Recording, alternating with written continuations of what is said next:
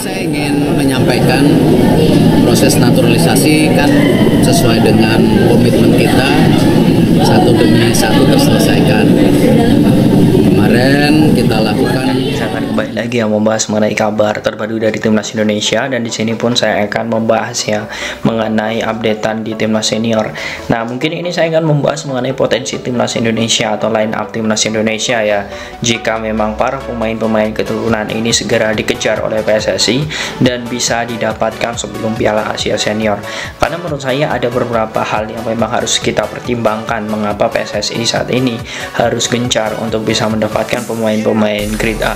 Faktornya tentu seperti Jepang saat ini sudah sangat luar biasa penampilannya, bahkan Sintayong pun juga sudah mengakui bahwa Jepang ini chemistry-nya dari segi bagaimana permainan bola-bola dasar itu sudah terbentuk sejak lama, dan juga dia juga sudah dilatih oleh pelatihnya juga sudah sejak lama.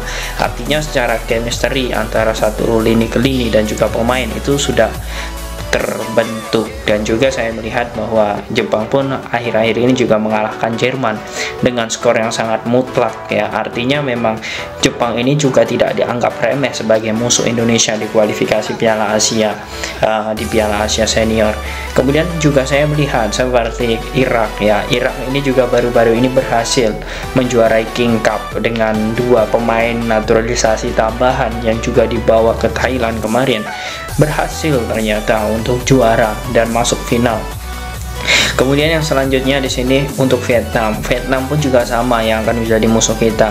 Kita tidak bisa menganggap remeh walaupun Vietnam ini negara tetangga kita Maksudnya kita setiap Piala AFF selalu bertemu, tetapi saya melihat Palestina kemarin juga dikalahkan Vietnam dengan skor 2-0. Artinya semua musuh-musuh kita ini sekarang sudah mulai persiapan dengan matang, dan kita melihat Indonesia saat ini juga sedang mempersiapkan dengan matang apa yang sudah dilakukan oleh Sintayong.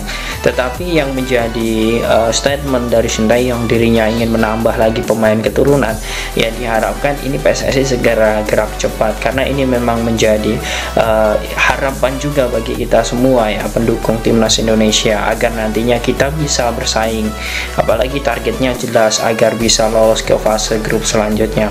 Oke, jelas di sini saya langsung saja teman-teman akan membahas mengenai line up impian. Mengapa saya bilang ini line up impian? Karena kita tidak masalah membahas mengenai line up ini, karena saya melihat bahwa ini loh yang diinginkan oleh Sintayong untuk bisa bersaing di level Asia.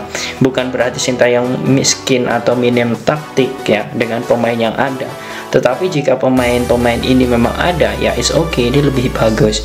Oke, inilah teman-teman, saya akan memperlihatkan kepada teman-teman semua. Jangan lupa like, komen, dan juga subscribe, serta tekan tombol loncengnya agar kalian mendapatkan notifikasi dari video-video saya selanjutnya.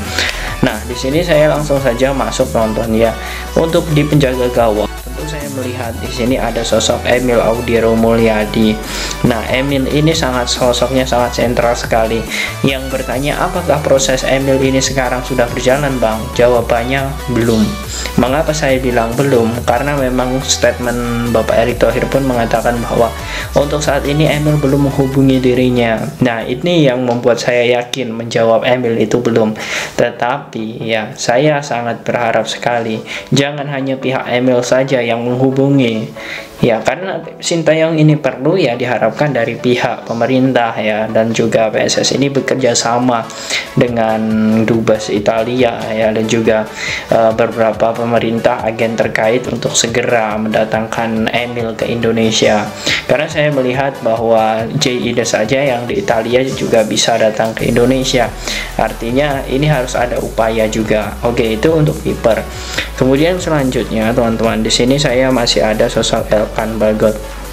Nah, Elkan Bagot ini menurut saya sentral sekali untuk mengisi back kiri, dan di situ pun saya melihat Elkan ini potensinya sangat luar biasa. Bahkan legenda Jerman pun legenda Borussia Dortmund yakni Paul Lambert mengatakan bahwa potensi Elkan untuk masuk di Liga Inggris ke depannya itu sangat terbuka lebar dengan bagaimana kejeniusan dirinya ketika bermain bola. Nah, kemudian untuk di tengah di sini tentu masih ada sosok Jordi Amat, bek tangguh, bek rapat, pengalamannya yang sudah tidak diragukan lagi.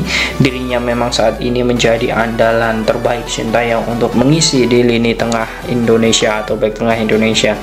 Nah, kemudian di sini untuk bek kiri ya, sebenarnya ini biasanya juga bisa diisi oleh Sandy Walsh di situ, tetapi saya melihat mengapa saya menempatkan sosok Nathan Choaon seperti yang dimainkan dirinya ketika melawan Brentford ya, kemudian Cardiff ya, juga beberapa tim-tim lainnya ya. Saya melihat bahwa dirinya pun ketika di Swansea ini sangat berkembang, dan Sintayong pun mengatakan kemarin ya, Sintayong itu tidak menolak ya jika Nathan Choaon ini bergabung di Indonesia, tetapi Sintayong belum melihat analisis permainan dirinya, sehingga saya meyakini seperti ini, jika Sintayong ini nanti setelah Piala Asia ini dia sudah fokus mengincar pemain keturunan dan melihat menganalisis permainan dan juga gayanya, menurut saya ini cocok ya, karena tipikal Nathan Choaon ini mirip sekali dengan Asnawi yang memang tipe pekerja keras. Nah, kemudian untuk selanjutnya di sini untuk di tengah ya, di tengah ini menurut saya ada sosok Ivar Jenner. Nah, Ivar Jenner tentu sudah tidak diragukan lagi penampilannya baik di senior dan juga Piala Asia kemarin U23, ini permainan sangat bagus, dan saya melihat Ivar Jenner ini sangat cocok jika ditopang dengan sosok Jay Idas.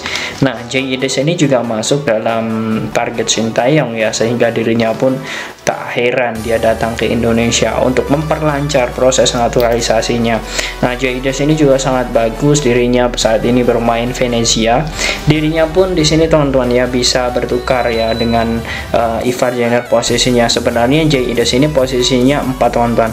Dia bisa di mid ya, center midfielder, kemudian di sini bisa defensif ya, gelandang bertahan. Dia juga bisa back tengah, ataupun dia juga bisa back ini teman-teman ya, bek kanan.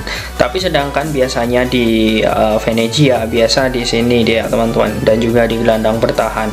Nah, seperti ini. Kemudian untuk selanjutnya saya melihat ada beberapa pemain lain ya, yakni Sandy Walsh. Nah, Sandy Walsh ini sesuai posisi aslinya di KF Mechelen, ini juga dia sering ditempatkan di posisi seperti ini.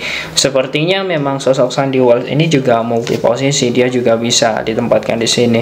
Tetapi karena di sini saya melihat formasi kita ini adalah pemain-pemain grade A, ya menurut saya kurang lebih formasinya seperti ini. Nah, kemudian untuk yang selanjutnya teman-teman, di sini ada sosok Patinama yang mengisi di back kiri di sini, atau dia bisa juga nanti menjadi winger. Nah, di sini dia bisa menjadi posisi yang berpartner nantinya dengan sosok Jay Idas nantinya, karena di Viking FK pun Patinama juga sering menempati di posisi tersebut. Oke, kemudian untuk di striker. Nah, di striker ini menurut saya ada beberapa pemain yang memang ini potensi sekali. Yang pertama ya, ini di sayap. Nah, ini adalah pemain kebanggaan kita juga ya, yakni sosok Marcelino Ferdinand. Mengapa Bang tidak di gelandang serang? Karena saya melihat dengan komposisi jika nantinya Indonesia ini berkekuatan seperti ini, kita sudah memiliki pemain-pemain yang tipikalnya itu bukan pemain cepat lagi ya, tetapi umpan-umpan dasar, kemudian umpan-umpan silang ini akan ditekankan. Bagaimana kreativitas Ivar Jenner ini akan ditopang dengan sprint dari Marcelino, ini menurut saya akan sangat luar biasa. Ditambah lagi ya, ini jika ini saya tidak ini teman-teman 50% lah, saya 50% saja yakinnya Milan Manhoef ini bisa bergabung bersama timnas, karena kemarin saya melihat dirinya mengikuti ya pertandingan timnas Belanda.